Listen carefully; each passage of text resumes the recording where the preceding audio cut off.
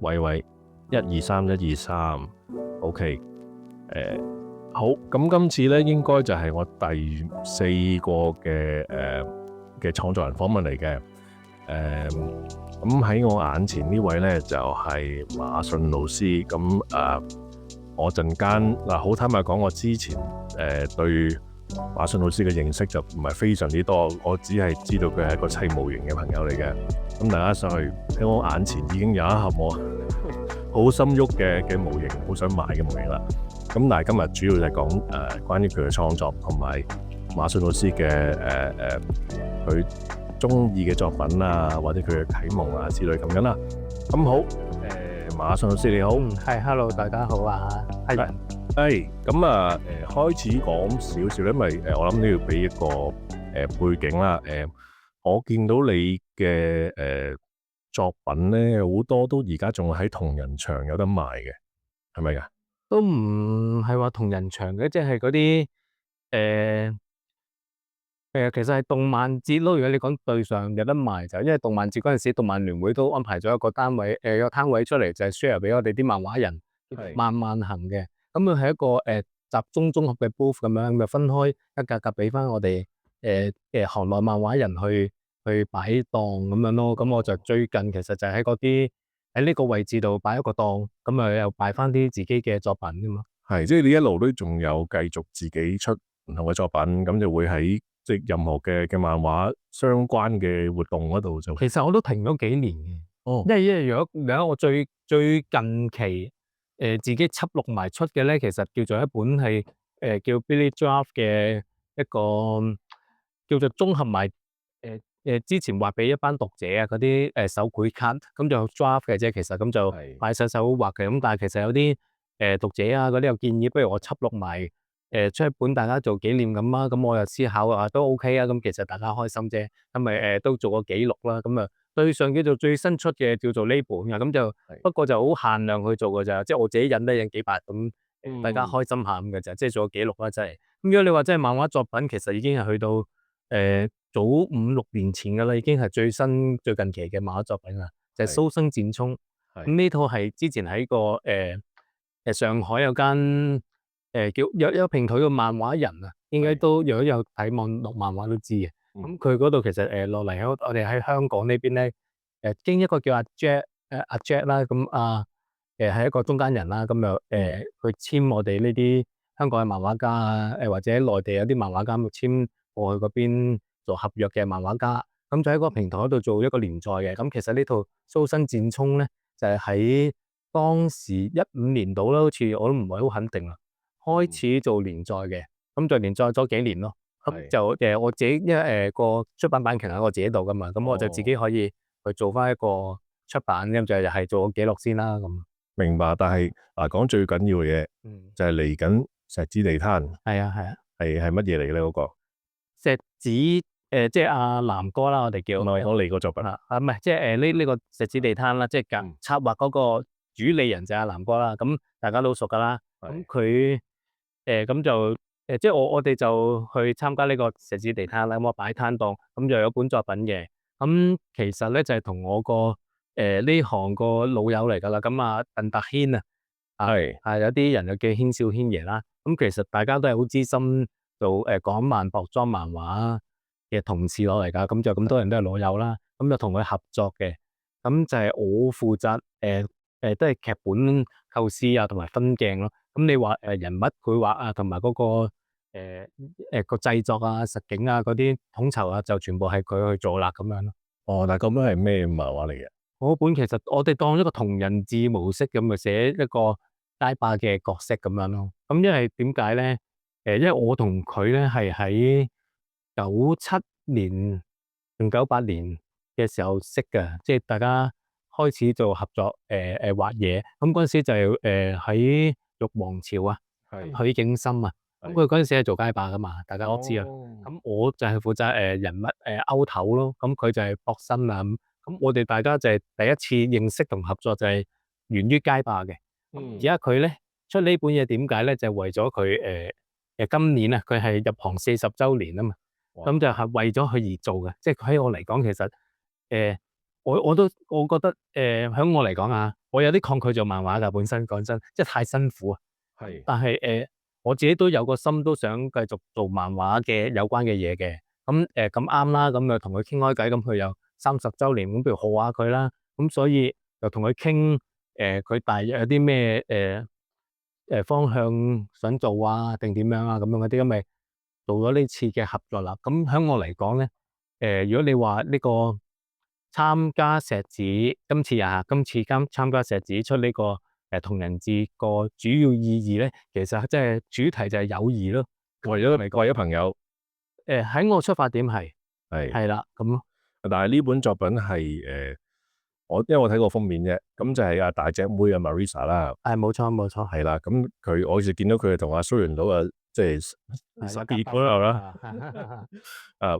因為嗱，我就冇，即係我睇過約咗睇過隻 game 嘅，我記得應該冇錯的話咧，嗰個係Street Fighter 6咁佢阿 Marisa 佢嗰個正傳嘅古仔咧，就係佢比武招婚，係冇錯冇錯。咁阿蘇聯佬咧就淨係見到比武，就見唔到招婚兩個字嘅，咁走咗去應徵。冇錯冇錯。咁跟住然後就白打完一輪，咁跟住最尾贏咗，咁然後 Marisa 就好啦，咁係時候過門啦噃，咁有水過門過咩門啊？咁然後就臨啦，即係借尿遁咁走咗。冇錯，其實今次都係主要環繞呢一 part 嘅。係，我估都係呢樣嘢。係啦，一個小章節咁解咯，一個補完咯，因為始終出發點都係同人方向去做嘅啫。係啊，即係大家開心咁嘅意思咯。但係點解會揀佢咧？即係嗱，因為咧，我睇咧佢都係即係街霸6嚟講，佢都係個使用率都係比較高嘅，即係呢個角色啊。係啊，睇翻啲資料，咁佢即係如果寫得街霸，咁就揾啲都有啲人氣啲嗰啲去寫下啦。咁但係如果你話寫嘅話，阿軒咧佢自己個畫風啊係比較剛勁嘅。咁佢都係肌肉型嘅一個畫手嚟嘅畫嘢。咁其實咧，所以就係不如揾個即係要揾啲有肌肉性嘅角色，環繞呢類嘅角色俾佢去發揮，咁就會適合佢咯。反而咁大家傾過佢覺得冇問題，咁咪決定用呢個角色咁去做。因為佢環繞佢嘅都係蘇聯佬，都係肌肉型角色噶嘛。咁就兩個肌肉打肌肉，嗰類咁就係 OK 咯。喺佢嚟講 OK 啊，因為蘇聯佬其實幾有人氣嘅。係啊，我都幾中意佢噶。其實係啊，我幾中意呢啲爆炸型肌肉嘅角色嘅。其實OK，自己有冇玩啊？我其實冇乜點接觸咯。我冇乜接觸嘅。係啊。不過喺同佢商量過之後，咁咪再惡補一輪咯。咁又幾得意喎。其實呢個角色都，即係啲同埋一嚟蘇聯佬啦，咁馬麗莎呢啲，咁佢啲個性幾爽啊，幾吸引咁樣。但係我覺得每一個人啦，即係每一個角色嘅每一個人，即係真人都好啦，其實喺性格上啊或者處事上，其實有好多方面嘅。即係你表面係大情大性，其實佢總有自己唔開心嘅地方嘅事嘅諗法啊，或者唔同嘅性格啊，好黑暗嘅一面啊，都會有噶嘛。咁咪覺得呢啲都係得發揮咯，呢個人物。係呢個幾好玩嘅，因為佢即係我睇嗰個遊戲嗰啲片段啦，咁就係佢臨尾佢即係兇悍得嚟，又有突然間有少少女兒柔情咁樣噶嘛。係啦，有個反差萌咁樣，好幾有趣。咁我呢個幾期待，即係因為我自己真係有睇每晚睇啲 replay 嘅。即係 YouTube 佢成日會派蘇聯佬，但即係唔知點解喎，喺網上面咧特別多人睇蘇聯佬嘅。哦，係咩？係。OK。可能啲人因為蘇聯佬或者任何嗰啲即係摔跤類嘅角色咧，佢哋有個特點就係佢要捱好耐先至可以埋到去一下大逆轉啊嘛。係。即係佢開頭係打型係啦，佢一定要捱打嘅。咁即係儲緊個能量，同埋嗰個你眼光好準，即係啲人中意就係眼光好準，個冒險嗰一下，哇捉中咗個，哇中一下嘭咁就扣一大行血咁樣。因為即係通常你知嗰啲爽咯，即係係想爽咯。即係軍佬阿龍啊嗰啲咧，咪係咁波動拳、升龍拳咁樣，即係另外咁我再去打死一 game 算啦咁樣。即係其實咧，可能咧呢個有個心態就係你睇住，即係你話阿龍嗰啲係一路連續性係咁出招啊，係係一個即係覺得好平均咁去。咁如果你話蘇聯佬呢啲咧，係就係一個好似一個人生啊，大起大落，就係捱到一個位嘅時候要爆出嚟啦。係即係有個可能有呢個咁嘅反差個感覺俾自己。係㗎，係啊，就爽啦，零舍爽啦。就冇錯，我最尾中六合彩㗎，係咁啦，中啦嗰下爆咗啦咁。就係嗰個爆，咁佢即係真係打比賽咧，就唔係咁多人，好似都有人用嘅，但係唔係咁多，因為佢嗰個贏面始終唔高啊。即係連接性唔夠，係啊，動力。啲人為咗攞個獎金咧，咁梗係揀啲最穩陣嘅，最穩陣咪就係嗰啲軍佬啊、波動拳嗰啲咯。或者而家有啲變嘅，即係 Capcom 都知瀨嘢高，你場比賽都波動拳咁啊，唔好睇啦。教下啦，係咁佢哋有嘅，但係始終呢啲咁嘅即係摔跤類嘅角色都係有嗰個叫做唔着數或者嗰個即係贏面比較低嘅情況。咁啊，但係網上就即係唔係比賽咧，啲人就好中意睇佢哋。OK，咁所以有個人氣喺度嘅，咁啊先預祝呢本大賣啦，都咁希望啦。即係所謂嘅大賣，我哋都唔會話太到做得太高啊。首先你要知呢個明嘅行頭啊，即係叫做希望我哋目標就係回本。回本嘅意思係唔包括我哋嘅勞力嘅付出啦，即係講緊個印刷嗰方面啦，起碼我又揾求人紙，我明嘅，係嘛？係啊，你清楚啦呢啲嚇。如果你話同人形式嘅，喺我嚟講，人生應該第一次玩噶啦，叫做，因為你話我過往不嬲都係一個職業嘅射手嚟噶啦嘛，即係一個漫畫家嚟噶啦嘛，都做咗。因為其實咁嘅，我係早段時間入行，即係我而家都30年啦入咗行，即係話我早嗰段時間其實係做薄裝漫畫噶嘛。我入行喺海虎2嗰段時間入行，有6年啊嘛。咁其實跟住打後就係跟阿森嗰啲做啲薄裝，咁但係斷斷續續咧有陣時都會做下薄裝嘢啦。咁但係我其實去到05年，應該05年之前有段時間做緊啲電影嗰啲動畫storyboard 嗰拍啦。咁我係跟住去到05年就同嗰個當時叫 LFO 啊，即係小朋友一齊打交啊嘛。嗰陣時呢隻 game 好 hit 㗎啦，網上。咁其實嗰次就係第一次自己個牌頭出嚟就寫漫畫嘅。咁佢嗰陣時就寫翻佢嗰種比較偏日式啊、兒童向啲啦。其實當時應該可能都係感覺。咁開始寫稿嘅，開始寫漫畫嘅。咁啊寫到早輪咯，咁樣叫做。OK。但係當然嗰時即係都係嗰句啦。之前有啲訪問我都係傾開都係呢樣嘢㗎啦。做開薄裝咧，轉做去畫日式咧，係做唔到個平衡嘅，係好難嘅。咁所以嗰陣時都摸石過河，都畫得真係唔係咁好㗎，真係唔係講笑。係咪難在邊度咧？其實咁講係一線之差㗎啲嘢。我哋講我哋薄裝漫畫啦，歐畫咧，其實我哋好着重比較多嘅線條去堆滿一個人物啊，即係令到佢啲立體感啊，即係其實咁講可以係一個輔助，即係你話當中係咪難咗咧就好難講嘅，係咪反而係一個輔助嚟㗎？我反而覺得多線嚟講係咁，但係你轉日式其實好簡潔㗎嘛，啲基本結構好似差唔多，都係有頭有手有腳，但係其實有五官，但係啲位置其實全部唔同，啲骨骼啊，最主要啲骨骼唔同啊，所以你要捉到嗰樣變化係好難。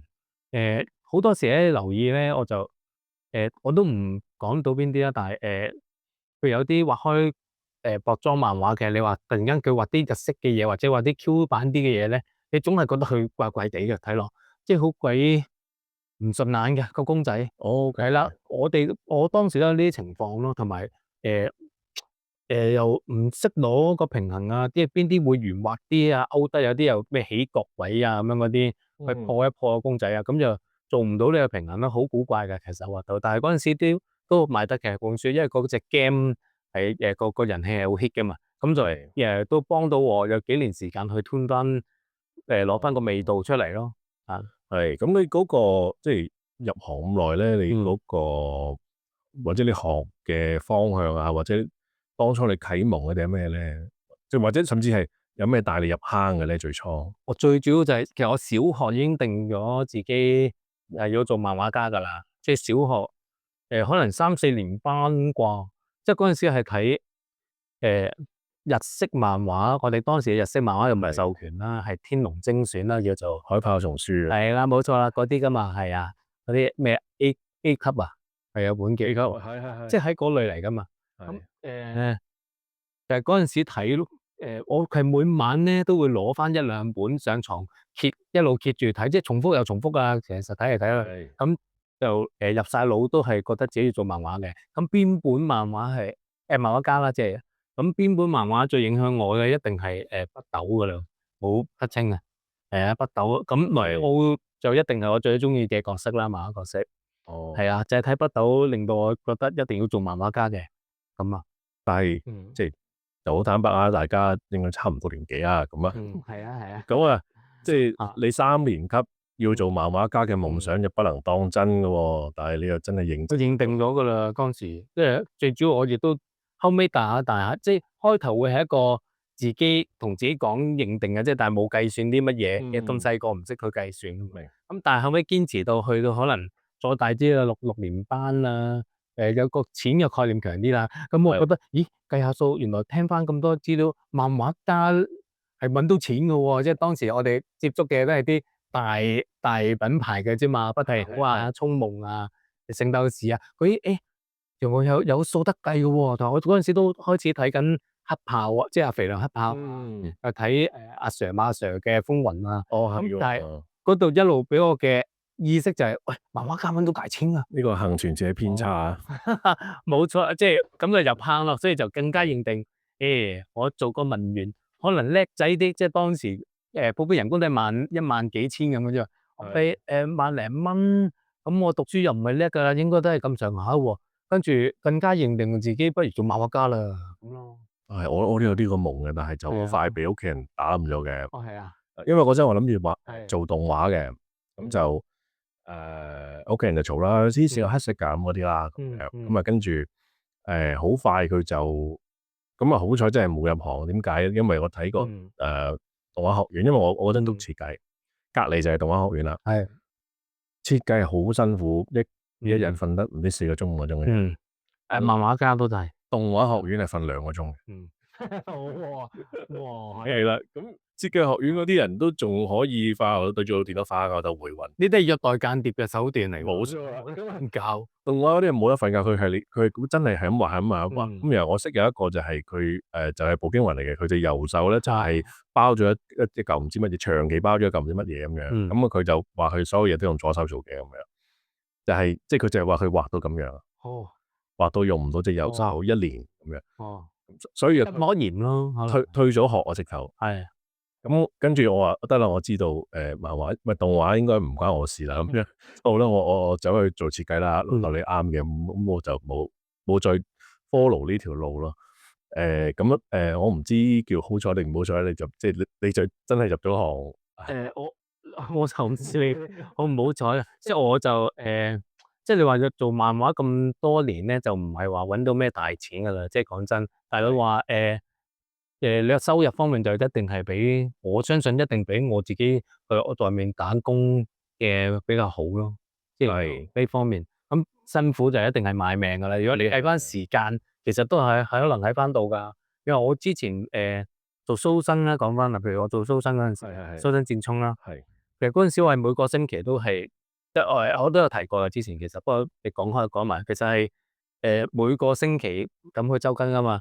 咁每星期我哋嗰個 budget 亦都唔係大，亦都請唔到啲真係做到自己嗰種風格嘅助手咁多噶嘛。其實咁我踩嘅克數其實好多，我每個星期就係一次嘅循環，每50個鐘係連續冇瞓過，冇做任何嘢。可能你一般飲水食飯啊、沖涼啊啲咪有咯，呢啲可以拖攤。咁但係基本上係黐住咧，就50個鐘冇瞓過嘅，咁就做完捱完之後，第2日都死咗噶啦。咁你嗰陣咩年紀？我本身而家嗰陣係30到問咯，38、9度啦。你都仲可以50個鐘啊？係啊，每個星期啊，所以其實好傷身噶。我肝我係覺得發緊脹噶啦。跟住有段時間，其實我做連載嘅時候，其他連載啦，都會係咁上下噶啦。其實捱到個心悸啊，嗰類嘢噶，其實係死亡邊緣噶，唔係講笑話。我真係揾命喎。所以就係話你漫畫家呢樣嘢，其實就真係賣命去做噶，唔係講笑噶。其實係啊，即係但係先唔同而家啦。而家可能係穩定地去寫連載嘅漫畫家啦，即係我講可能我哋香港啦講係就少啦，其實都冇咗個市場啦嘛已經。係係啊，其實冇話市場，行業其實基本上都唔存在㗎啦，即係係只有即係會係大家繼續奮鬥咁解咯。但係你話行業呢樣嘢早幾年已經冇嘅，因為咩叫行業咧？就係你大家可以賴以為生，可以見到自己有發展嘅叫行業啊嘛。係大家係為興趣開心下，即係我話搞下同人誌啊呢啲咁樣嘅嘢，我覺得係為開心嘅啫。明啊呢個係啊，冇咗㗎啦啊！係突然間好唏噓啲下講到哇，係㗎，唔好講埋啦，sorry 啊，就係話係就算之前啊，我做喺 Coco 嗰陣時寫連載嘛，都有段時間係寫咗幾年。咁嗰陣時咧，因為我個小朋友出世啊嘛，係嗰陣時10幾年前啦，其實都係14、15年前啦。咁出世啦嘛，咁我就自己好爭取時間去陪佢啊，去照顧佢嘅。係即係我自己個堅持就係起碼個幼稚園階段或者小學初頭啦，就唔好經工人手啦，就自己去湊。我感情階段咧就喺嗰個位置點都有會植咗落佢度噶嘛，即係俾佢知道個老豆係愛錫佢啊嘛。咁咧我仲要寫連載，你都知啦，淨係寫一個漫畫嘅連載已經係攞命啊，跟住仲要湊埋個仔咧。咁嗰下其實因為我老婆當時係即係內地人嚟噶嘛，佢都會兩邊走啊。好多時候都我自己睇翻先。帶子雄狼喎，大佬。哇！嗰陣時我話每日啊，即係都唔係話連續50個鐘咁恐怖嘅嗰陣時，但係都係每日可能瞓咗三幾個鐘、3、4個鐘啊。但係我係都要分段瞓噶喎，我可能而家瞓個零鐘，跟住就會起身送佢翻學噶啦。我明係啊，嗰段時間臨發稿嗰陣時，可能都係話我 set 個電話鬧鐘5分鐘，我又合章就吸到5分鐘啊，彈起身繼續做稿噶啦。其實係咁樣做啊。哇！係其實係好辛苦㗎。因為你仲要係點啊？朝頭早可能7點就翻學，冇錯，咁然後佢放12點，係咯，冇錯，我就嗰段時間做稿㗎。係可以有幾個鐘頭係做稿，啊，咁恰個零鐘咁咯。12點翻嚟就跟住然後你要晏晝飯啦，做功課啊，玩啊，係啊，因為點解仲咁辛苦咧？嗰陣時咧寫 Coco 嗱，我咁講啦，係我人生最低稿費嘅，即係咁講啦。但係佢幫到自己嘅係你個認受度咯。哦，咁你話個稿費太低啦，我真係哇，唔好話啊，你唔好話請到一個助理啦，其實係請一個助理，等於你都執咗自己好大份糧噶啦。好在嗰陣時都仲叫有其他嘅收入咁樣幫補咯。咁係啦，即係當時係得一個助理幫手嘅啫，其實哇！真係聽到都辛苦啊，真係啦，攞命啦，都話漫畫家係賣命噶，真係。所以唔好話成日都啲人中意話少你就少你啊，鬧你隨口噏嗰啲咯，即係你有 point 去講，咪檢討咯，咪再睇下做好啲自己咯。喺惡意去批評咧，就最好唔好啦。係啊係啊，我呢個即係咁，總有啲人係佢透過呢啲方法去到發泄嘅，即係我自己就覺得啦，若果你係惡意發泄，其實嗰啲嘢我即刻當佢冇價值嘅，我就 skip。冇錯啊，係啦，係啊，係啊，因為喂大佬真係人生苦短啊，係啊，留翻啲時間做自己中意嘅嘢，嘢踩下模型。係啊，唉就咁啊，即係我因為都兜遠咗，其實因為我咁聽落咧已經好誇張啊，即係尤其係你湊小朋友兼要湊一份稿嗰個工作量係，即係同埋對個肉體嗰個即係個揸乾嗰個程度，係啊，係好黐線嘅，即係我諗就算你同日本仔講，可能佢哋都會覺得難以置信嘅。係啊，唔係冇辦法，因為我哋個市場唔大。即係我哋個市場冇個 backup 啊，冇咁大。咁同埋我哋因為我轉咗做日式漫畫啦，叫做已經唔係話薄裝漫畫可以做到漫畫家，即係真正嘅主筆啦。咁其實佢個 income 差極好，都係一個數嚟嘅。其實絕對係啦，真係揾大錢就係喺薄裝嘅，講漫畫嚟講。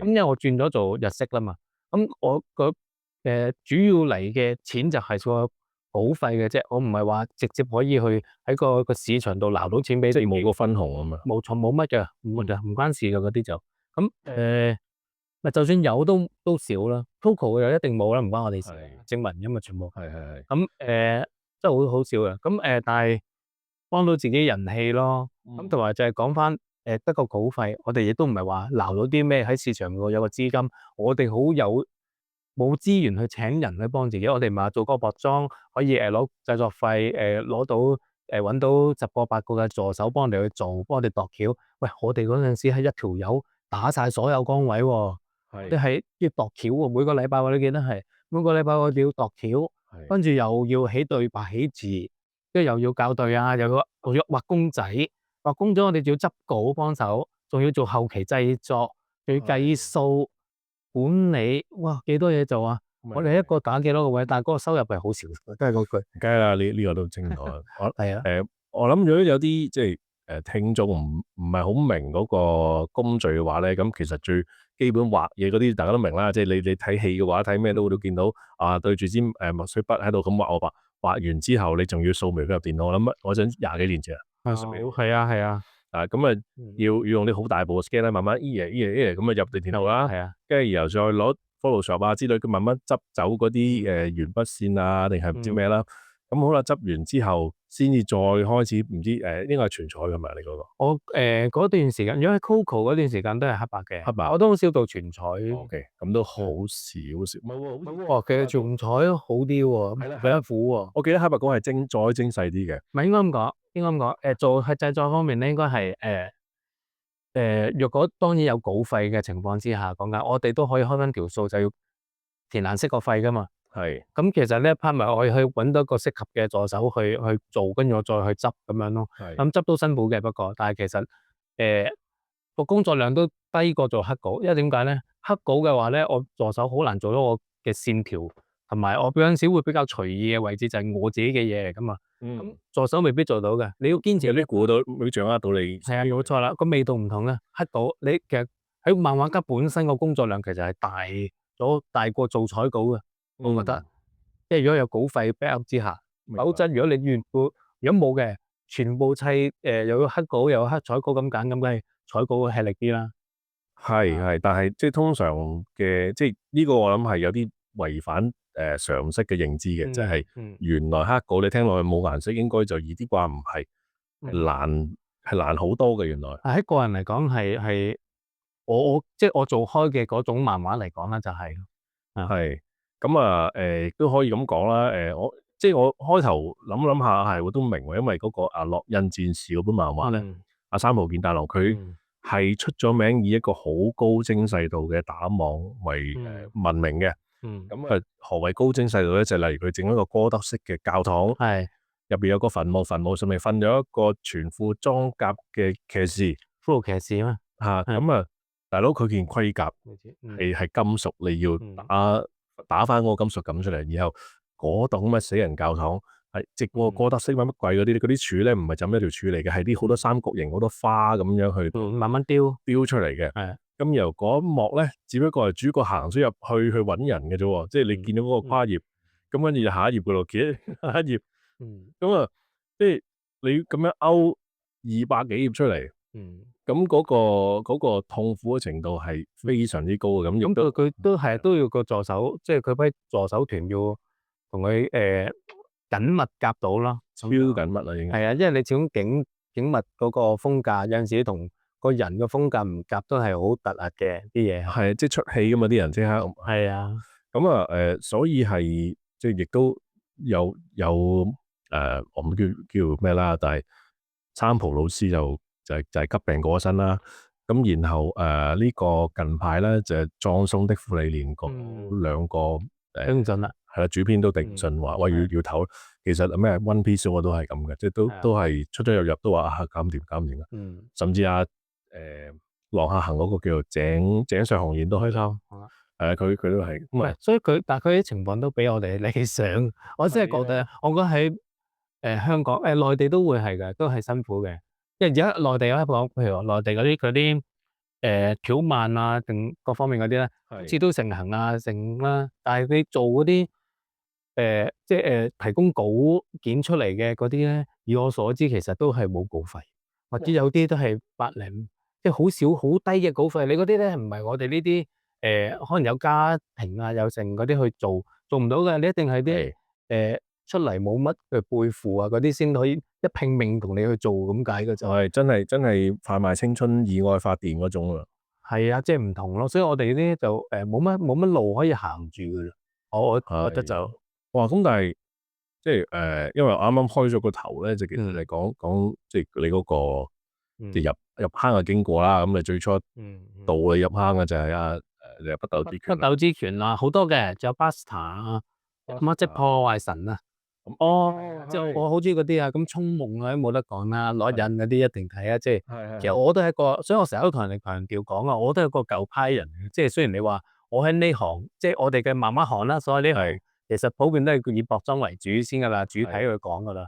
咁我相信我自己都叫做係薄裝漫畫最後入行嗰一輩嚟噶啦，我已經係末代嗰隊人嚟噶啦，其實係係啊，薄裝漫畫嚟講。但係你仲要點解會話叫舊派？就係因為你係薄裝漫畫嗰隊一嚟啦，二嚟就係我令到我真係有感受嘅漫畫作品嗰啲，我都係喺嗰個年代停留嘅。我自己嚟講， 90年代冇錯。你話新呢啲咧，我最多我諗我睇到真係可能係一拳超人啊，或者再之前啲飄零啊咁樣嗰啲嘅啫。即係哦，我近代再睇嗰啲咧，我都唔係好睇到。我覺得睇咧。我入唔到個世界觀啊，嗰個講故事模式啊，即係我都仲係喺亂馬2分1個年代嗰啲我明我明，嘅係啊，我真覺得最好睇嘅漫畫都係嗰啲咯。所以我自己你話我自己睇寫出嚟嘅稿咧，嗯響薄裝漫畫嘅前輩嚟講咧，覺得我好新派。其實喺而家嘅少年啊，嗰啲睇開呢一個世代睇嘅，覺得我係老派。其實我咧，我位置好唔上唔落嘅，我自己好清晰呢一樣嘢。而我自己最中意寫嘅咧，都係中意寫少年技擊漫畫，即係幽遊白書嗰類嘅嘢咯。我都係嗰個年代咯。咁但係你話我自己大咗，我想睇，我會反而又唔係咁想睇啲少年技擊，我又中意睇啲劇情嘢咁。劇情即係亞人嗰啲係嘛？類似啊，係啊係啊，所以我嚟緊，我就算我再寫稿咧，我都係想試下寫翻啲劇情嘢，因為我成日都覺得我自己再寫翻啲少年漫畫嘅嘢咧，都如果你講要發展好有限啊，因為我都寫咗咁多年啦。咁你話有冇渠道咧？我覺得最緊要就係自己唔識推廣啊，做唔掂呢樣嘢咧，就你自己寫得幾好都冇用。咁何況我又覺得少年漫畫咧，香港人都唔會睇翻香港人啊，通常都係睇翻日本嘢噶啦，即係會覺得你就算口碑好都好啦，即係我自己其實我覺得我自己嘅口碑都唔錯嘅，寫少年漫畫，但係硬係就唔會接觸到，推廣唔到出去。即係硬係有都個殼係破唔到出去嘅，就係焗住喺嗰個位。係咯，所以我都想嚟緊，就算寫稿都要寫翻啲劇情向啲嘅嘢啦。咁我而家寫街霸呢個都係，即係呢個同人呢個咧，我諗我主力寫打鬥都係呢個暫時嚟講最後寫呢一類嘢先噶啦，係未來係啊。哦，但係嗰個因為街霸咧，我仲諗你係咪諗住用一個借力嘅方法，即係呢個 IP 都多跨世代多人識，咁就可以有考慮嘅，嗯呢點係呢一點有考慮嘅。我有個問題，其實我自己都要經歷緊啦，我唔知經歷過定咁咧，就係同你講嗰個唔上唔落世代嗰個問題有啲似，就係 OK，你畫少年技擊漫畫當即係叫耍家啦咁樣，咁咧但係而家嘅年輕人咧，我自己感覺嘅啫，佢係要睇輕鬆冇對抗。係啊，就係呢類嘢啦。我成日覺得睇咗，我唔知睇咗啲乜嘅。係啦，我究竟我睇到什麼？佢嘻嘻嘻咁就過咗咁樣。我即係等我小朋友，即係我仔啊。今日小朋友啊，都中4噶啦。係你話佢係啱啦，係啦。同我講話好睇嗰啲咧，我睇下嘻嘻嘻，OK，佢好正啊，好好睇。我覺得咪又係笑兩下咁，但係我冇嘢俾到我啊。覺得冇感受啊，俾到我影響我嘅嘢。佢嗰個成個 chapter 可能就係講佢走去食布甸，咁食完布甸之後翻屋企咁完咁樣。即係可能中間有啲嘢少嘢無厘頭，係啊，好浮誇嘢咁樣。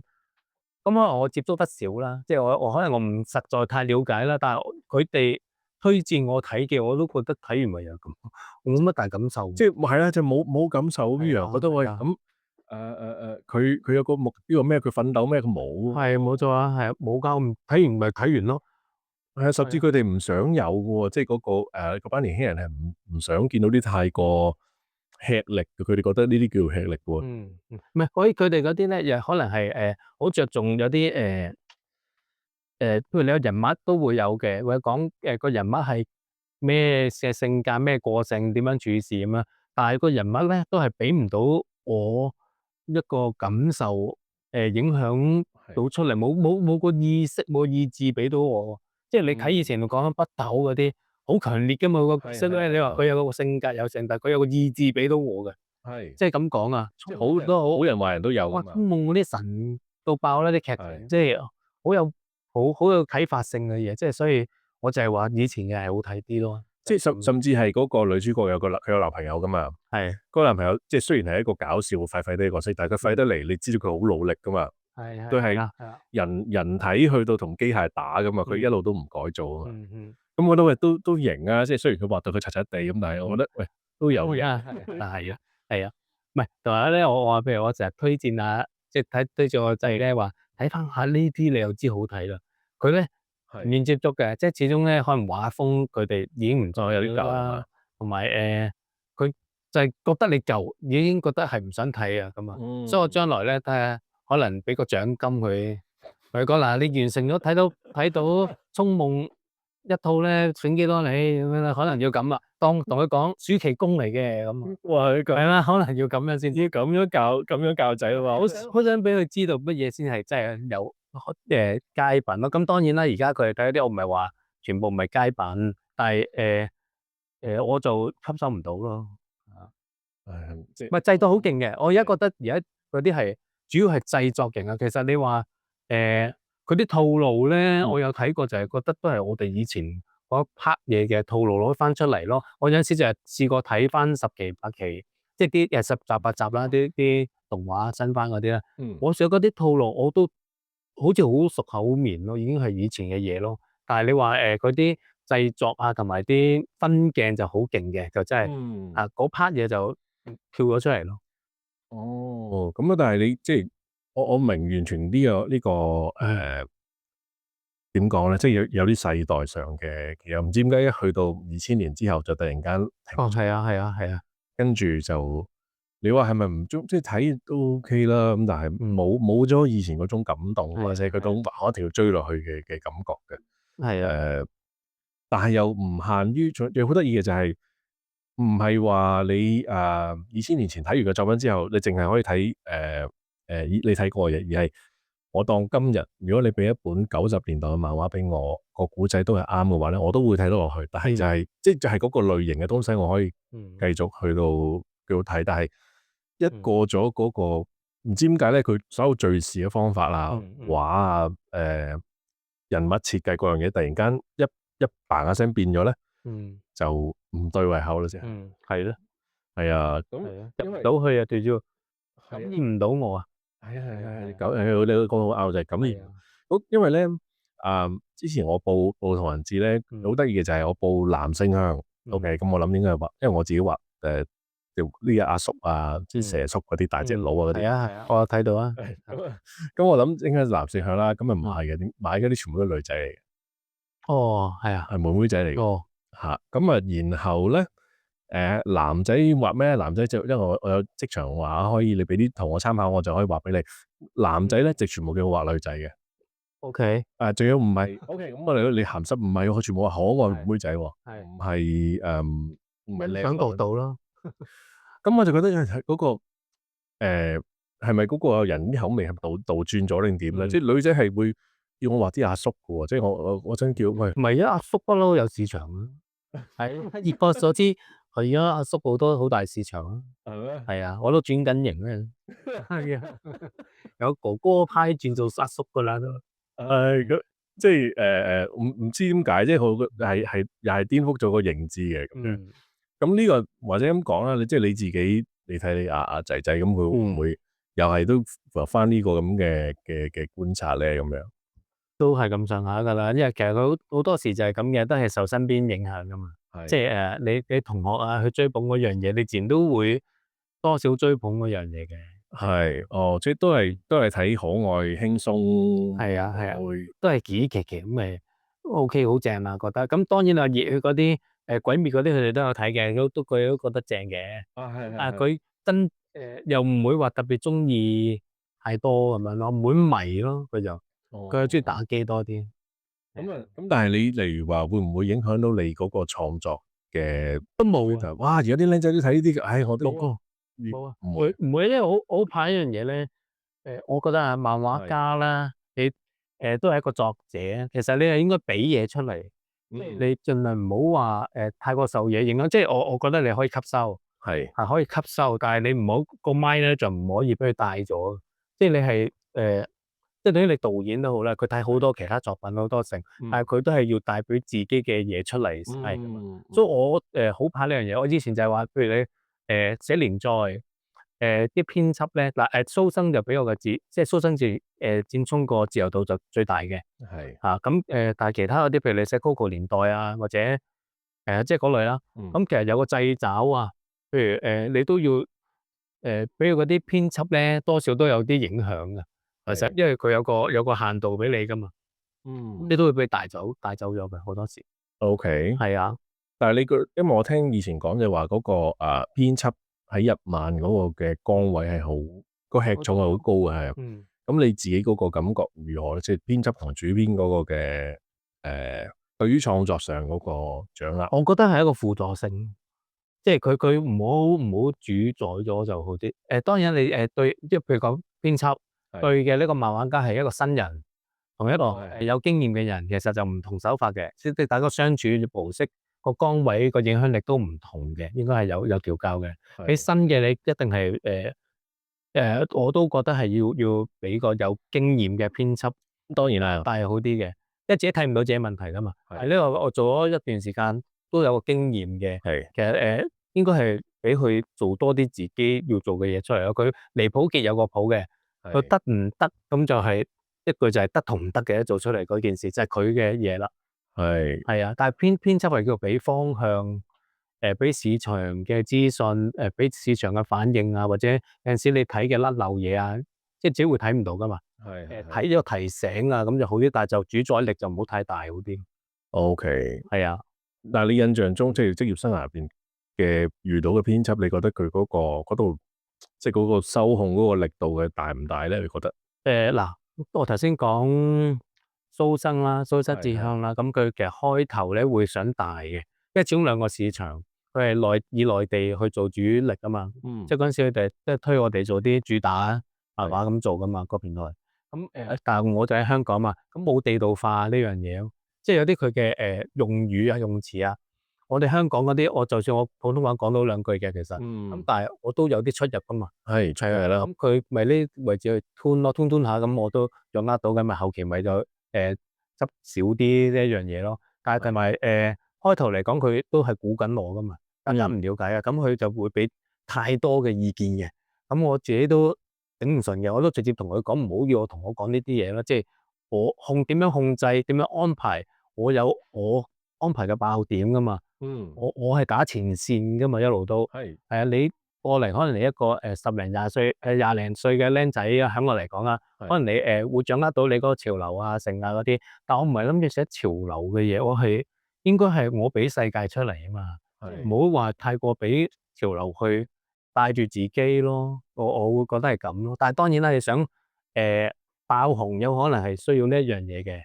即係而家講啲你要按住演算法去度做嘢啊嘛，啫。係啊，冇乜意思咯，我覺得。但係我當時個反應都唔錯嘅，叫做證明到俾你睇，其實我都有呢方面實力啦。你唔好掌控得太犀利啦。呢一個證明要花幾耐去到？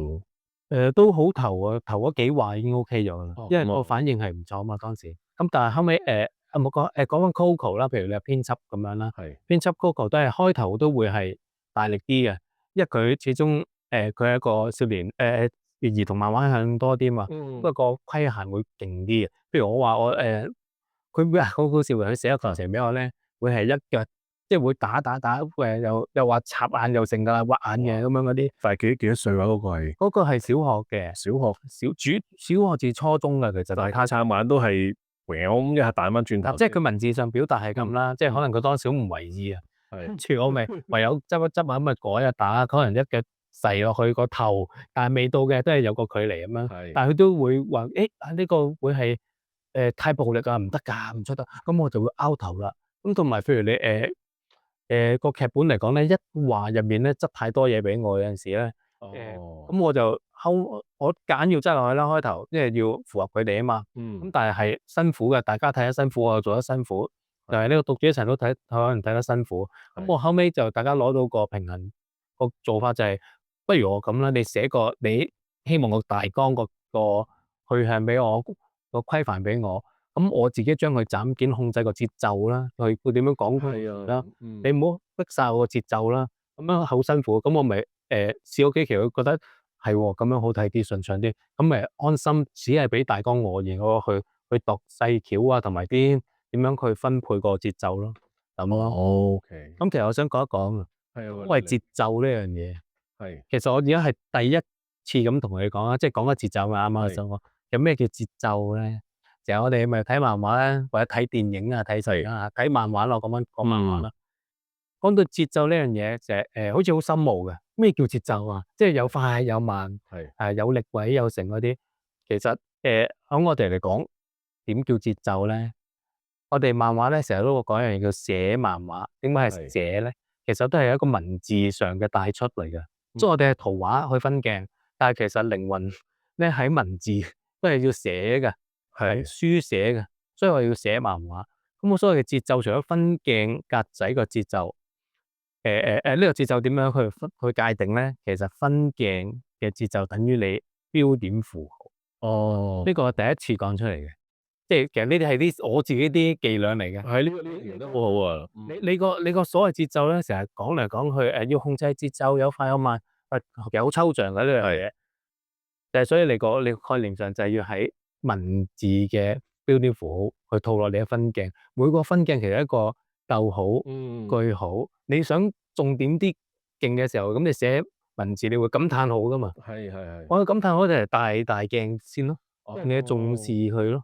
即係你每一個點樣去分鏡咧，去到邊個位置要將佢分格仔咧，嗰個格仔嗰個間隔就係你嘅逗號啊！即係明唔明啊？即係響我嚟講，我分鏡，啲人話覺得睇個漫畫咧，有投入感嘅，即係覺得有感染力啊，節奏好睇啊。點解咧？因為我套咗落去，你寫文書嗰個標點符號落去個分鏡，需要話有陣時啲人咧，即係我嚟講，我寫漫畫，我追求嘅唔係話電影感啊。好多人咧就話覺得漫畫，哇呢本嘢好正，好有電影感啊，好正。其實我覺得我唔否定呢樣嘢係好嘅。但係喺我寫漫畫嘅世界咧，我就唔會特登追求咯。我覺得係某一段嘅表現，某個嘅劇情，你可以去表現呢樣嘢，其實好好 feel 嘅。但係其實漫畫啊嘛，我始終我係追求漫畫感，我要即係漫畫個本質應該係追求漫畫感，我寫嘅應該係漫畫感咯。所以間唔中有啲好有電影感、好有逼力嘅嗰啲，其實已經好夠咯。我就唔會話特別去強求咯。就算你話睇翻我講翻舊啲咧，又係好好睇嘅北斗啊，又係講係工藝啦。你話佢嘅分鏡啊、角度啊嗰啲係咪好電影感啊？其實都唔係嘅。你可能間中你匆忙咁樣咧講翻，佢都唔係話全部都有電影感嘅。其實你睇翻佢一段段咁有個電影咁嘅表達嘅，你就個感受好大都會零舍。即係我會係呢個咁嘅追求咯。如果你係寫漫畫方面，係少少題外話，係啊，有冇睇嗰套真人版電影啊？你講邊套先？東夢都有睇咗2次咯。哇，即係真係中意。入戲院睇啊，有一次特登睇 4D 啊。哇哦，好少可睇 4D 噶啦嘛。係啊，等睇多次。我原本仲想問你感覺如何，咁得啦，你嘅答案已經答咗我啦。唔係，我係中意佢，冇啊，我係中意佢作品啊嘛，本身，所以我實有盲目嘅。係啊，我導演都好中意啊，即係詹士金馬倫，佢係好中意呢套嘢，佢主動去到揾錢嚟到。係啊，唔錯咯，我覺得拍出嚟叫做，但係你話同漫畫就梗係有一截距離。係喎，即係唔知點解喎。漫畫係啊，我覺得係有截距離啦。即係佢又做晒漫畫嗰啲劇情出嚟，即係例如嗰個男朋友上去行上個咩唔知嗰個天國定乜鬼啦。咁啊有晒，咁但係你就覺得係漫畫有啲獨特嘅嘢係，因為咧做唔到，因為咧睇電影咧，係即係睇影像嘅嘢嚟，係佢帶你行啊嘛，個節奏完全佢帶晒你。其實喺漫畫嚟講，除咗個漫畫家分鏡去俾節奏你之餘，控制節奏俾你，但係你當然你點樣揭係嗰格你睇幾耐，個節奏都喺你度。即係你有得有感受嘅位咧，你有得停頓，感受得更多。你明唔明啊？即係我嘅睇法係咁樣咯。係電影始終你當刻嚟啦，個感覺嚟啦，咁都係你都係俾佢帶住走咗噶啦。即係因為佢一播緊有個播放時間喺度。錯啦。但漫畫你有得停頓啊嘛，你睇到有個感受位嘅時候，你可以充分去享受，去感受完再揭，慢慢再攆咁嘛，係咪？係啦，即係呢個係一個好直觀嘅感覺，所以咪俾自己個感受更大咯。係即係我嘅睇法啦。係，我幾有趣嘅，即係我因為之前我都唔係好明咧，點解嗰個但係就係漫畫有睇過，你做足嘅，我感覺知道你係好有誠意嘅，咁但係就係兩樣嘢，即係視覺嗰下覺得好正，咁係你要之後回味咁，但係你都係斷開咗啦，已經當時嗰刻個感覺。係，因為我前排都有因某啲緣故，我都再揭翻舊嘅漫畫睇翻佢玩嗰個唔知唔係叫賽車，唔知叫乜嘢，即係唔知佢咪個跑道咧喺度係啊，爭第一名係中段啦嗰度，係中段啦，即係佢有打個帝王啊嘛。係啊，佢就係嗰個帝王，哇，好壯烈嗰個帝王。係啊，好正㗎，即係成個感覺。你呢度有想講補充，一個都唔鬼記得咗添。算啦。即係嗰個帝王，佢本身係個腦有問題嘅，就會分解㗎啦。咁其實佢已經就嚟死㗎啦。好壯烈。係啊，咁就佢話我就攞人生最後一場嘅賽事，即係就幫你教女啦。因為係嗰個女主角個養父就話喂，唔得啊，女沉迷賭博啊，繼續玩呢啲嘢唔可以再玩落去啊。你可唔可以幫我同我嚼低佢啊？咁好，我就幫你教女咁樣。咁啊，嗰場係好好睇嘅，就係佢即係將佢人生最壯烈嗰一場戰鬥出咗嚟。咁然後仲要臨尾係兩個着晒火咁去打嘅。咁跟住即係你見到嗰個帝王着晒火咁話呢個就係我真正實力之類咁嘅嘢啦。咁然後當個女主角係啦，個女主角一醒翻，就發現自己瞓喺張床度。咁然後阿帝王咧，咁下一鏡已經望住佢噴晒嗰啲消防泡沫，已經係即係窿咗啦。係啊，完咗啦。咁仲要咧，哇！最灰心嘅話咧，就係個帝王有個妹嘅，係咪？係一個妹。係啊。佢係比賽前已經落藥，咁捱得噶嘛？係啊，已經落藥，整到佢妹瞓咗覺。佢話呢阿妹場場都睇，但係呢場佢唔使睇。好深刻喎，或者呢啲好深刻啊！嗰啲腰心腰肺，我話好嘢喎。係啊，好犀利啊！咩到？係啊。即係唔好話，其實真係好多睇嘅，全部啲3乘3 Ice 都好睇嘅。係3乘3 Ice 咧，Ice 就係有啲奇怪嘅。佢咧你每一話去睇咧，覺得冇嘢，即係冇乜嘢發生啊。即係每一話去睇咧，個感受唔係好大。單行本咧一次過睇咧，哇，原來好犀利嘅，佢嘅鋪排嘅嘢其實真係好好睇嘅，都係。同埋佢嗰陣嘅即係日本仔又好嘢，佢諗到去西藏啊咁啊。即係點會諗到咁完全唔係你嘅地方嚟喎？又認真喎，大佬可以有筆直飛去嗰度。係啊，就揾採集資料咁樣嘅喎。係啊，呢下真係勁啊！咁啊嗱，我即係將個筆鋒一轉跳一跳啊。咁嚟緊你嘅嗱，我可以問兩樣嘢啊。譬如我都好有興趣，想知你嗰個蘇生戰衝係咪？我都係啦。咁因為我之前冇接觸過，就係見過你幾張散圖嘅啫。咁可以講下嗰個啦。咁另一個就係順勢咁問，就係嚟緊你自己嘅創作個方向，即係去到呢個人生階段啦，總會有啲嘢仲想做嘅，或者係唔知啦。即係我覺得每個人去到呢個位都會話，有其他無謂嘢我唔已經放棄啦。我而家個目標就係呢一樣。咁你個睇法係點咧？其實你講蘇生咧，蘇生要暫時停㗎，因為點解又講話停咧？因為佢版權始終唔係完全係我啊，佢係講緊英奇噶嘛。我有嘅係一個出版權。咁你知道啦，出版你都抌錢落海嘅啫。就算你嘅賺都唔係一個咩數啊，你好難去維持嘅。所以我而家就算出咧，我係兌現翻之前個承諾，就係我如果出將呢本嘅推出漫畫咧，我點都要出翻第一季出嚟嘅，即係第一季全黑白噶嘛，點都要完成咗佢嘅。咁因為之前出咗其實出咗幾期噶啦，最早期有舊版嘅，咁後尾停咗冇出啦。點解咧？因為佢嗰間印刷廠嗰個先講咧就係應該咁講，印刷廠個老細其實過咗身。哦，咁咧佢後尾再做，即係間嘢都冇埋啊。其實咁後尾我試過揾其他咁啲啦，咁但係做出嚟咧，佢就唔係之前嗰樣嘢啦。咁個統一性冇咗啊，咁咪停咗隔一輪。咁我都忙啊嘛，我之後做空程嘅其實呢咁多年，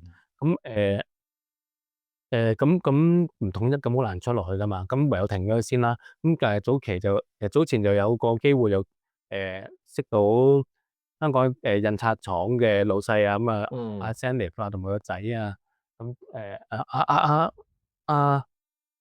唔係 sorry 阿 Stanley，即係老豆就係 Stanley，個仔就係阿 Sandy，應該咁講。咁就大家傾埋有可以照去啊咁樣嗰啲，咁咪大家去做咯，咁咪做翻個第一季嘅完整出嚟，咁就叫做兌現翻個承諾先啦。即係唔好話睇到中途冇咗，起碼我講過係第一季要完咗嘅，咁第二季就將來就睇情況啦。即係自己有資源嘅時候，咪繼續做落去咯。想咁樣，但係所以就暫時係一個 break 嚟噶啦。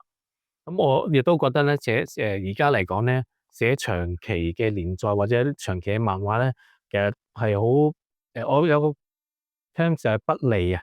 對於自己漫畫家同埋對於讀者嚟講都不利嘅，都唔知完唔完係嘛？即係買唔買你啊？你做唔做落去好啊？即係好難講啊。所以我都係會嚟緊都係試啲短篇啊，一兩期完啊咁樣嘅方式去做咯，咁咯。咁而家你話係啊，所以你話嚟緊石子啦，講石子個街霸啦，所以就一期完嘅同人模式就係同阿軒嘅合作啦，即係紀念佢40週年啦，入行咁啊。跟住之後我都有可能會玩下個港漫動力咯，即係想係帶着劇情向啲嘢。不過要喺石子之後啦，因為其實我原本諗住今屆都想試下嘅，因為阿溫生都有提過咁樣啦。咁我不過因為我即係阿軒嘅關係啦，或者阿南哥關係啦，我都應承過南哥一定玩埋今屆先至停一停再諗咁樣嘅。咁所以我都踩埋今屆，咁就變成我就重疊咗啊嘛。咁所以就要褪一褪再諗咯，咁啊。咁但係講翻街霸呢本嘢咧，都比想象中吃力嘅。我做開頭諗住你12月出啊嘛，12月啦，呢石子啊嘛，12月搞成點啊而家？我其實分鏡完晒工啦，終於準備俾晒阿軒去做製作噶啦。咁我就之後再可能跟少少稿咁咯，咁啊起字階段咯，而即係排版起字。係啦，冇錯。因為佢其實有啲咩難度咧，因為我對街霸6唔係真係太了解嘅。講老實講，你話我以前我都有打下機，就街霸2個年代噶啦，已經係好多幾廿年前讀緊書嘅時代嚟噶啦。真係有打機咁啊，了解啲就係嗰個年代。咁而家你街霸6，我又重新睇過啲資料啊，去入翻去佢個故事啊，嗰啲人物啊咁樣嗰啲，都要睇啲資訊嘢咯。同埋因為起稿呢度都要有遷就咯，因為其實你都知啦，得我同佢啦。我製作嗰度我分鏡嗰啲咧，我唔可以做啲太勁嘅嘢，如果唔係佢做得好辛苦吃力。即係嗰啲千軍萬馬。冇錯，咩好玩鏡頭啊，哇，玩成啊，玩大製作就冇可能啦。老實講，當然啦，都要遷就咯。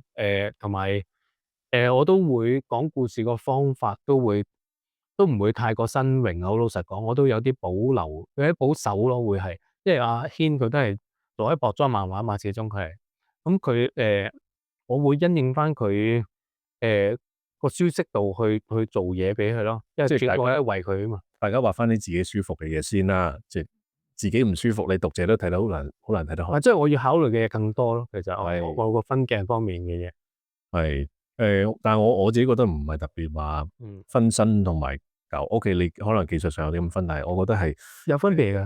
講嗰個故仔，主要係個故仔講唔講得通，或者係睇得舒唔舒服嘅啫。其他先再睇新唔新啦。希望唔係都會希望覺得得意嘅咁樣。係啊，咁本身個故仔原來個設定都已經係有啲喜劇，啲喜感喺度。有少少嘅。哦，因為之前我有啲睇又有畫漫畫，又知道街霸咩事嘅人就話：點解好解唔解加個大隻妹啊？佢又唔係靚女，係啊，男人婆嚟㗎嘛，基本上。係咯，又唔係賣波，又唔係賣腳，乜都冇，咁點啊？咁哦，即係就唔明，咁就會問咯。係。唔係有人問好過冇啊。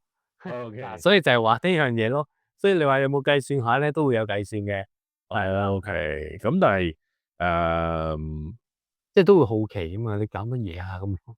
呢個就即係個人打岔咁樣講落去啦。我就覺得你呢個其實可以考慮唔止呢個中文版嘅，有啲國際市場。點解？第一就係而家咧，你講 Street Fighter 2啊嘛，你自己有玩嘅年代。係啊，有冇玩李小龍嗰個，即係 Turbo 嗰個版本？都有玩過。係啦，而家仲有人玩。係，哇，仲要係每隔幾日每隔一兩晚就有嗰啲叫咩？即係嗰啲 replay 嗰啲 video 啊，即係佢哋會錄起擺上網。咁有咩人打咧？有好多日本仔啦，都好勁嘅。有巴西人啦、阿根廷啦、法國、美國係全部勁嘅，勁過我哋後生嗰陣嘅 level。咁啊，即係鑽研㗎啦，真係好中意㗎。因為大佬見隻 game 幾多年啊？佢哋就係玩咗咁多年喎。咁啊30幾年前啊。Street Fighter 2啦，First Strike 啦，即係兩隻都好多人，而家仲有人玩嘅。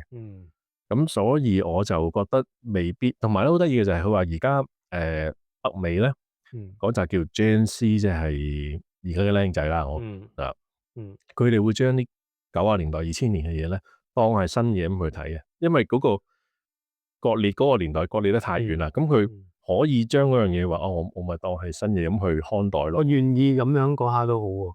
係啊，因為尤其係咧而家嘅佢哋講遊戲啦，因為而家遊戲太過衰格啦，就係話所有嘢都要課金，你要課好多個金咧，先至可以有一個基本嘅遊戲體驗咁樣。咁佢話90年代啲遊戲冇呢啲嘢噶嘛，係買一隻 game 就一隻 game，咁佢又覺得咦，即係好玩咁樣。以前啲好完整個咁解，好完整喎。咁又會睇翻90年代漫畫或者2000年漫畫，咦原來可以有啲好熱血嘅嘢播，即係因為尤其係北美去嘅，講緊北美，就有個滯後啊，即係佢哋嗰個日本文化個輸入係停遲咗10幾20年嘅，即係而家佢哋先至興緊Sailor Moon咁，就舉個例，亦都係真嘅，即係而家先開始嘅，你咪應該咁講係Sailor Moon最初佢哋興過可能2010或者20到啲佢哋興嗰排。而家係另一陣再嚟過嘅，即係日本人。小忌廉係啊，翻兜，其實都係好講你市場推廣同包裝咯，即係好多時啲嘢。係啦，咁所以就話啦，咁兜翻去 Street Fighter 呢樣嘢啦，咁所以我就覺得話呢個其實你可能海外非華語市場都會有回響嘅，只不過即係幾大我唔知啦。咁但係如果要試係絕對有得試，因為如果我而家都仲見人。因為我自己慢慢都睇嘅，即係有新 video 我就睇嘅，即係尤其我係追幾個啫，一個蘇聯佬，一個追李小龍，我就睇模型嗰啲，我通常模型我都睇，我就睇模型嗰啲，模型都睇嘅，咁所以我覺得會唔會都有咁嘅潛力咧？即係講唔埋嘅，只不過係睇下你嗰個即係人哋有冇可能可以接觸到呢啲嘢。最大問題就係佢根本接觸唔到啊嘛。係啦，呢個好大問題。有陣時你話做咗啲嘢咧，自己個作品有自信、有信心到咧，唔識去做推廣或者自己介紹自己嗰下都好難處理得到。呢個都係一個好關鍵成唔成功嘅關鍵。係啊，我自己覺得，即係例如港漫動力咁有好多唔同嘅批評啦，咁又話咩個人與俱樂部之類啦。但係佢有一樣嘢咧，我覺得係好值得肯定嘅咧，就係佢嘗試幫你打破緊香港嗰個圈嗰個泡泡啊。即係係啊，呢個好緊要啊，真係。係啦，係啊，其實我個人覺得咧，我哋仲寫漫畫嘅人咧，其實最需要嘅支援咧，都唔係話幫我哋搞出版啊定點啊，唔係啦，反而係要將我哋推廣去，或者去個拎up啲其他嘅發展咧，part 嘢係最難搞嘅。即係我哋漫畫人，我哋唔係一個商家，始終我哋可能好有能力去做一個創作一件產品，但我哋唔識得去處理呢啲，同埋好多行政上嘅嘢啊嗰啲。唔好話我哋而家叫做有接觸開自己出書咁樣啦，因為你無厘頭我甚至有啲行家老行家，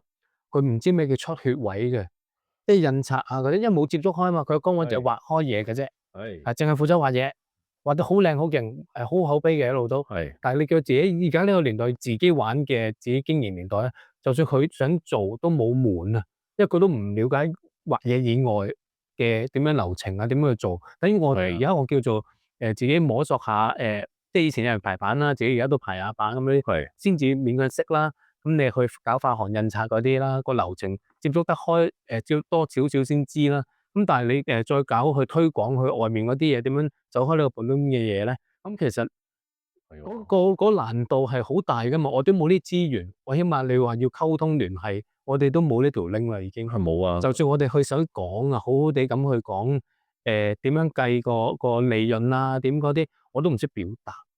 係啊，即係好多時，冇即係好多呢啲問題，嗯其實最需要嘅幫助係呢一 part 咯，反而係。係我都同意啊，即係呢啲係即係之前嗰啲點樣畫咁製作，我哋自己搞掂。但係你話去對海外對其他嘅市場點樣出版、點樣宣傳啊呢啲咁嘅位，我覺得最個價值喺呢度。係啊，冇錯，更有口碑啊，自己都唔識將呢個口碑拱出去，呢件嘢拱出嚟啦。係啊，所以你話講漫動力，其實而家我覺得係有呢個力量出嚟咯。嗱，等於啱啱呢一屆送書人，你有冇睇啊？我買唔到啊，買唔到啊？係啊，我好多次都買唔到，我係想買，次次去唔同嘅書有點冇晒。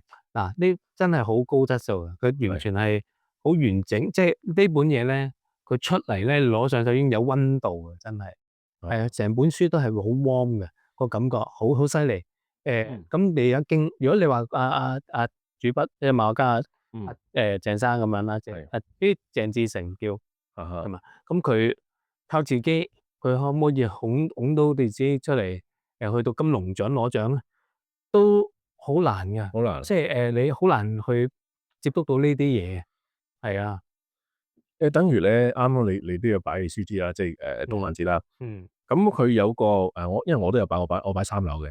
係。咁啊，三樓咧佢有唔同嘅每一日，唔知每一兩日就換唔同嘅主題，唔同嘅國際同人攤位。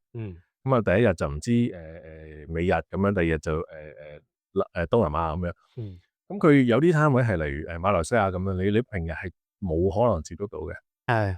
即係 OK，你話有得上網，屌我邊會上網再去揾馬來西亞嘅呢個漫畫家先？唔會。係啊，係啊，冇錯。係啊，我就會係作為一個喜歡 ACG 嘅人，我咁啱上到嚟三樓，見到有個東南亞展區，咁我叫做望到下，幾靚喎，啲嘢都咁樣嘅啫，即係我唯一嗰個窗口，就係咁多。咁如果我冇呢個窗口，就直頭大家係永遠不會相見嘅呢世。係啊，係啊，係啊。咁我就倒翻轉，你香港對外對台灣對日本又或者馬來西亞，可能佢哋都好覺得你啲嘢好得，但係就係冇嗰個窗口咯。而家爭呢樣嘢咯。係啊，係啊。我諗有啲機會，即係如果你下年玩咗，即係預祝你成功啦。咁做到出嚟先咯，要講實力好有信心啦。你基本我見你 Billy Draft 嗰都好靚啦，蘇生又係又係。唔係咁，我真係自己都有啲口碑嘅，從來都係啊，同埋我見你都嗰個市場嘅觸覺都係 sharp 嘅，即係都。不過問題個人係攰咯，即係因為我始終而家年紀唔係細啊嘛，即係唔可以話大，即係40零歲，但係你話再要咁樣捱出嚟就好辛苦咯，所以你都係要有夠足夠嘅時間去做先可以咯。係啊，即係話好似以前咁樣，頭先咁講話。哇！賣條命出嚟唔瞓覺咁去做，我而家一晚瞓少啲啊，即係都頂唔順啦，成個人都係啊！哇！用乜嘢我突然間香咗？我仲有成座山喺度喎，你會見到啲模型，係咪先？好唔抵噶嘛？冇錯，係啊，冇錯。哎呀，咁我而家都唔同咗啦，就係我都以往咧就係，唉，賣命寫稿最緊要，但係咧我都覺得唔係嘅，即係都呢個係都係緊要，不過就唔好賣命啦。你自己人生好多嘢嘅，咁我自己就依家我就好識得去俾自己玩啊！即係以前我哋淨係做漫畫，一掛住就係做咯，淨係覺得要做嘢出嚟咯，但係就冇咗俾時間自己去咧放鬆啊，去玩，其實玩都好緊要啊！係啊，即係係啊，冇乜意思啊咁。我又係係啊，你咁樣講，搞到我好想去砌模型。梗係啦，梗係要砌下啦。如果唔係你買埋得咁買啫，其實根本買模型咧就係買嗰 part，我享受咗購買欲，有我擺嗰 part，享受咗我去擁有佢嗰 part，跟住我砌佢嘅時候，我享受咗佢我玩嗰 part，跟住砌好咗擺喺度啦，我又可以享受咗個完成感，個滿足感嗰 part。其實買模型好好噶，我想講。係。你體驗咗啦，又可以 pack 翻去賣翻出去喎，又可以攞翻啲二手價去填補下。喂，其實都幾好噶呢樣嘢。係啊，明嘅。啊咁啊，好啊，我諗我哋今日可能都差唔多一個鐘啦，係啊，咁耐㗎啦，都已經係啊，一個鐘啦，我講下都唔覺。係啊，咁嗯我就會補翻一啲作品嗰啲 short 嘅，我陣間，OK 係啦，咁然後我反而有一樣嘢我一路都唔記得問咧，就係嗯你而家嘅作品咧喺邊度有得買得到啦？而家蘇生我派街應該完咗㗎啦。咁去到我派街去最後嗰期係7月派咗出去㗎啦。咁而家係一個套裝咯，叫做連書夾嘅套裝咯。咁就係其實82蚊一本一期啦。咁我而家呢度有5期，咁就特厚本咁樣嚟嘅，所以咁就輯埋咗一季㗎啦，1至5期。咁另外就係有個書夾連咯。咁要去書屋嗰啲訂㗎啦，或者喺我 Facebook 嗰度訂㗎啦。呢個就冇到我買唔到㗎啦。我見你都有即係 Facebook 耐唔耐你都會開啲接納訂單、接納呢個訂繪之類咁嘅東西。係即係而家好得意嘅就係你若果有啲比較冷門嘅漫畫咧，我或者係唔係叫主流漫畫想睇咧，其實你直接揾個作者分分鐘佢可以，即係真係要揾個作者先買得到啊！甚至我咁自經營啦，而家係因為佢自己經營。你另一本 BD Draft 咧應該係咁樣啦，係嘛？BD Draft 就其實就唔係非賣品嚟嘅，其實即係非公開發售嘅嚟嘅。咁你唯有即係揾 Facebook 可能 search 我馬遜咁樣㗎咋。咁或者都係相熟書屋啊、志高啊嗰類。嚟緊就至於阿馬利莎嗰個就石子地攤啦。石子咯。但係如果石子之後咧，都係揾我哋，即係揾本人啊咁噶啦，即係冇乜銷售渠道嘅。始終佢定位都係同人咯，咁我哋都係冇諗住點公開去發售嘅呢樣嘢就理解明白係啦，明白呢個我都係咁走嘅，即係有咩你揾我買啦，冇錯係同人嚟嘅啫，係啊，係明白。咁啊，哇！今日非常高興同阿馬遜老師去傾咗咁耐啦。咁至於馬遜老師嘅連結啊嗰啲咧，我就會擺翻喺嗰影片下邊嘅關於嗰個位嘅。咁啊多謝馬遜老師啦，多謝你，辛苦你啊。好，咁啊，下次我再會繼續有訪問更加多嘅漫畫人嘅，多謝，拜拜，拜拜。